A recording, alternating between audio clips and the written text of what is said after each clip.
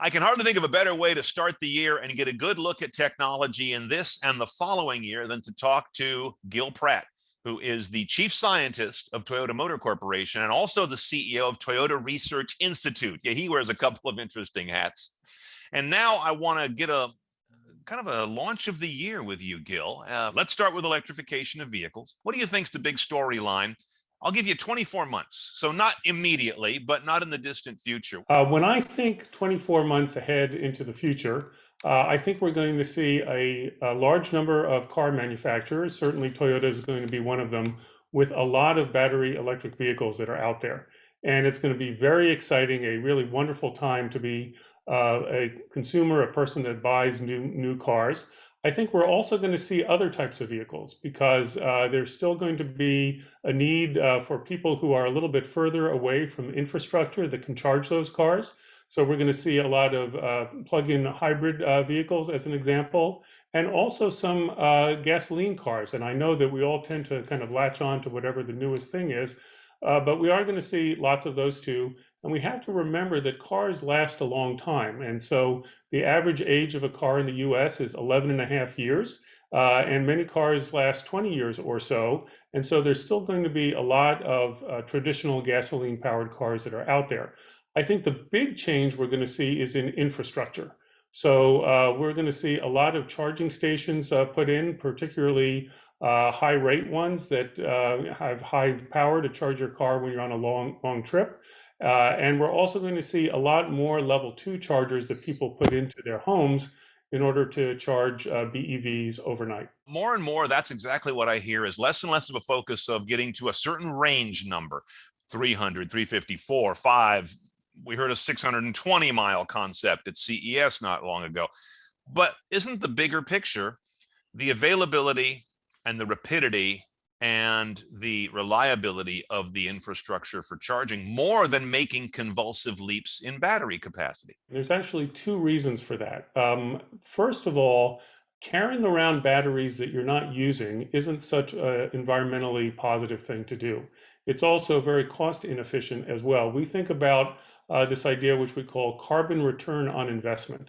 Every time that you make a battery, you emit a little bit of carbon into the atmosphere. And the question is, how are you going to get that investment back? How are you going to save more carbon by using that battery than was emitted when it was made in the first place? And if you buy a car with a 400-mile range, but each day you only travel 40 miles in it, and then you plug it in at night, then 90% of the batteries in your car are being hauled around for no purpose.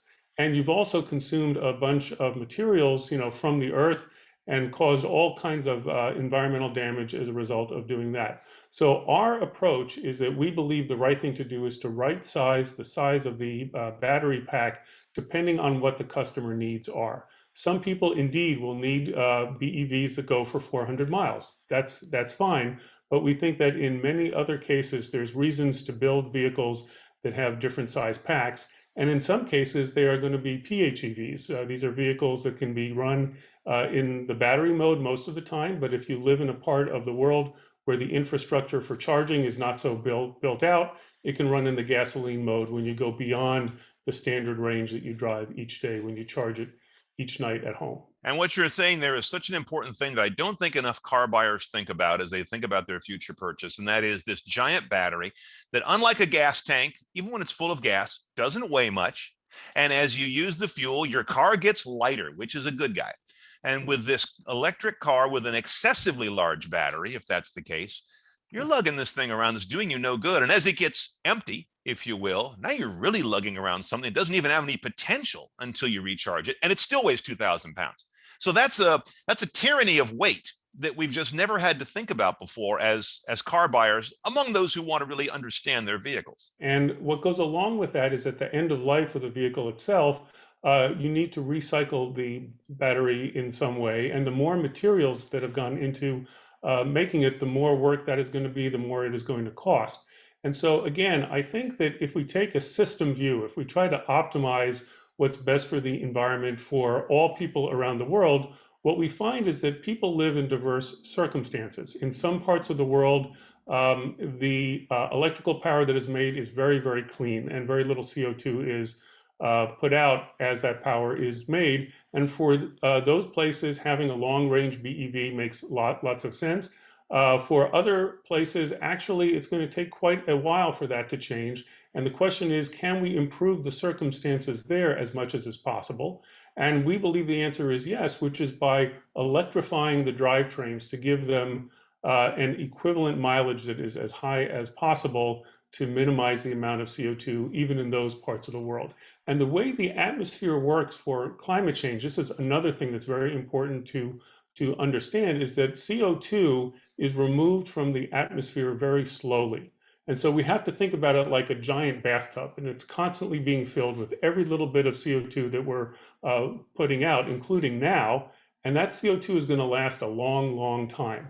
And so our goal is to remove as much CO2 emissions as soon as possible. And that means not letting perfect be the enemy of good. And of course, we're going to be making lots of BEVs. Our actual goal right now by 2030 is to be producing 3.5 million battery electric vehicles every single year. And that's just huge. But we're also going to make other types of drivetrains that try to minimize the CO2 that gets put out for other parts of the world where BEVs aren't the right answer yet. Right. And this is something that Toyota recently redoubled its focus on, which is BEVs. You have a long history with plug-in hybrids, the longest history with traditional hybrids.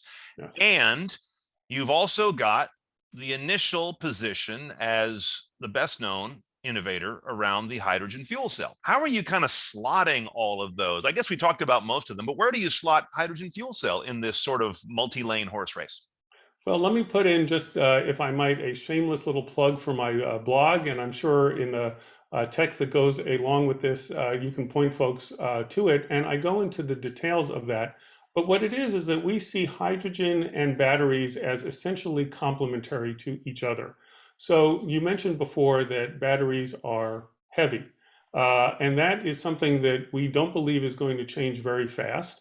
And for some time, it's going to be the case that if you want to have a vehicle, particularly one that's large, like an 18-wheeler truck, the mass of the batteries becomes a prohibitive factor.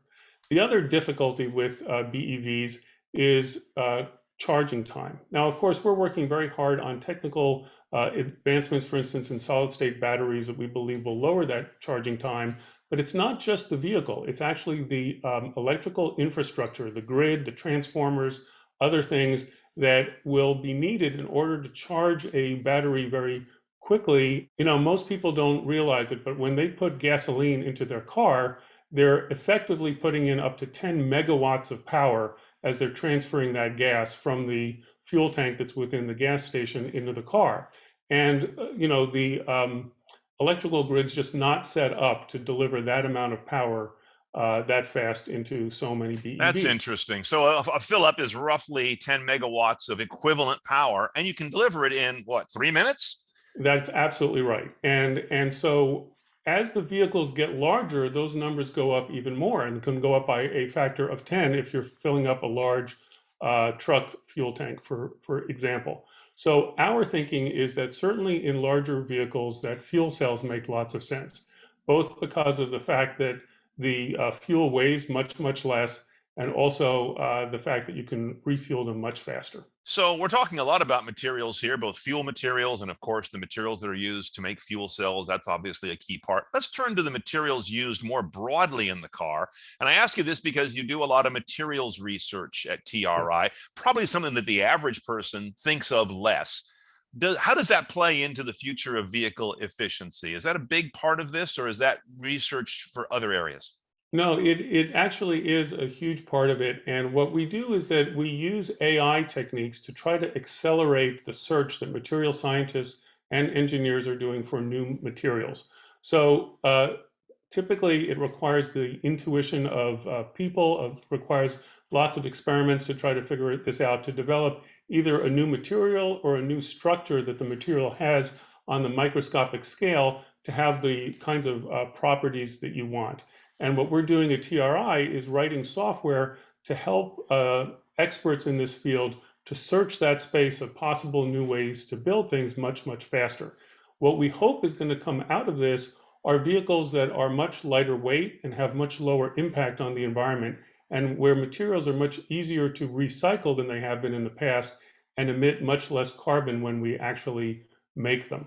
And what's neat about this is that the work that we're doing in autonomy, in systems, for instance, that have active safety, is complementary to this, because if you don't have as many crashes, you don't have as many needs in order to have such thick materials to guard you in a passive way when a crash occurs. I've often thought, and I know there's no way around this. This is how the device, the car has been developed. But it is a little bit ridiculous that we use 3,500-pound devices to carry typically 200 to 400 pounds of people.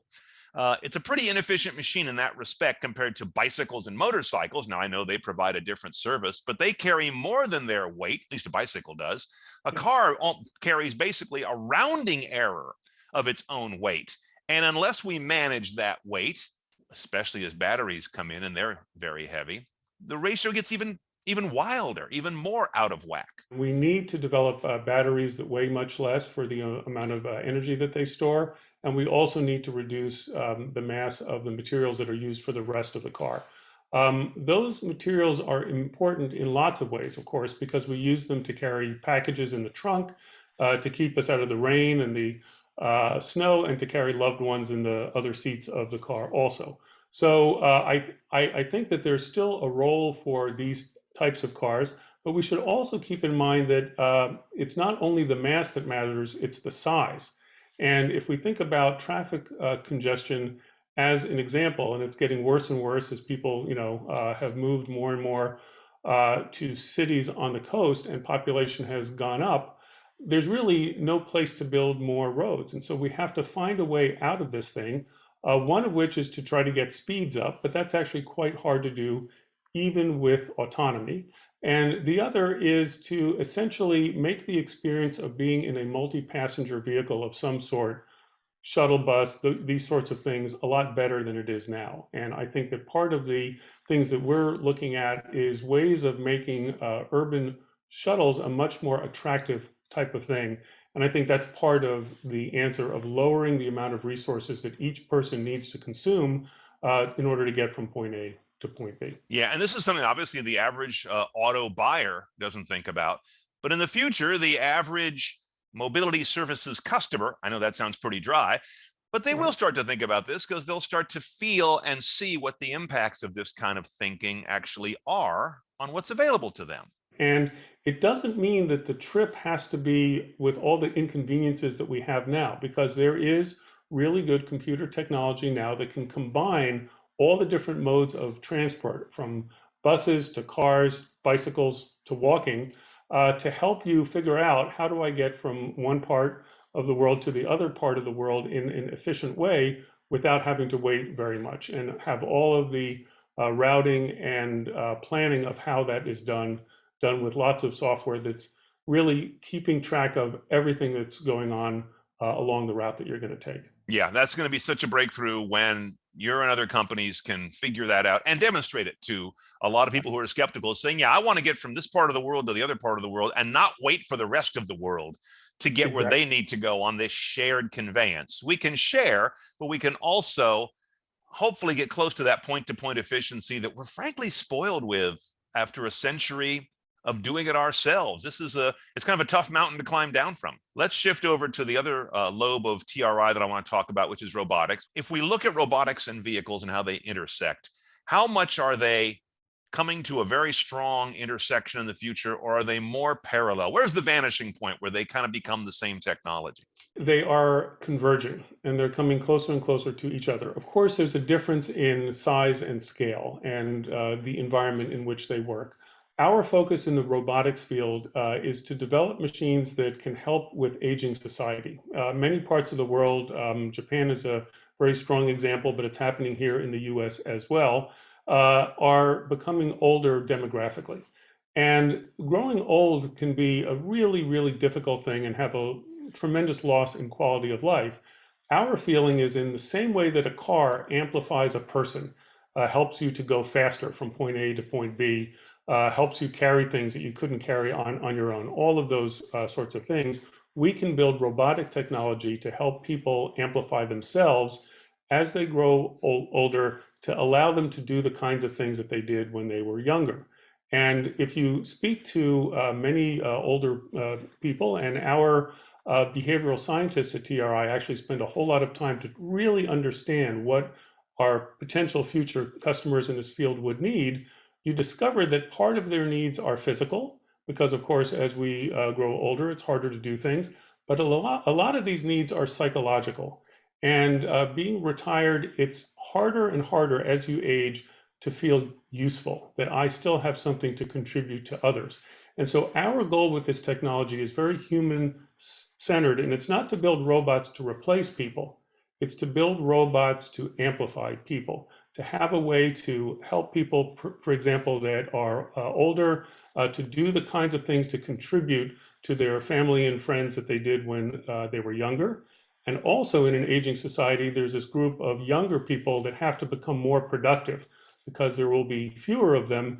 And effectively, they're supporting the older demographic within the society. So we're also working on machines to amplify younger people to help them get more done. Now that's really interesting because I recently spoke to a reporter at the Wall Street Journal who was documenting long-term trend, well, midterm trend about a depopulation bomb that exists in many markets from China to Japan, whether it's the overall population or whether it's the actively employed population. Many countries are seeing flat or shrinking, multi-decade futures, which we have to get in front of now. So it's interesting what you point out there about greater productivity for those smaller population that is still working. They've got to be able to support all those many others who frankly have physical and financial entitlements. I would say needs rather than entitlements, but I think that we have kind of this moral obligation to support parents and grandparents, and I certainly feel that. I think you do too. Lots of people do, and it's the right thing to do. And I think that we can make the quality of life of people of any age and any ability much, much better than it is now. And I'm very optimistic, actually, that the same technologies that are going into cars can actually translate into these other essentially electromechanical systems that have perception, prediction, planning, a link to the cloud. All of the same sort of AI that we're using within cars can also be used in these other systems to dramatically improve quality of life. Do you find that robotics, when you talk to various people, especially that are outside of your field, just friends and family, that it is a difficult space because there are robots, like we're talking about, like an autonomous vehicle, to robots that are humanoid, to robots that are frankly just servos with smart software in any number of devices. It's such a wide span, and yet it has this one word attached to it that conjures up humanoid things. Do you have Yeah. a hard time breaking people out of that?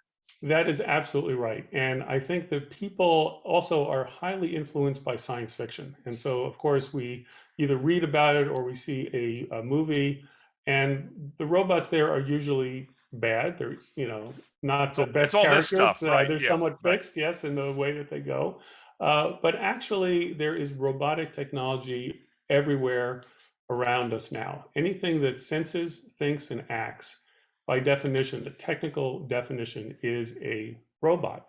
And I see that the potential, the thing that we have now here more than ever before, is that machine learning has improved dramatically over the past few years.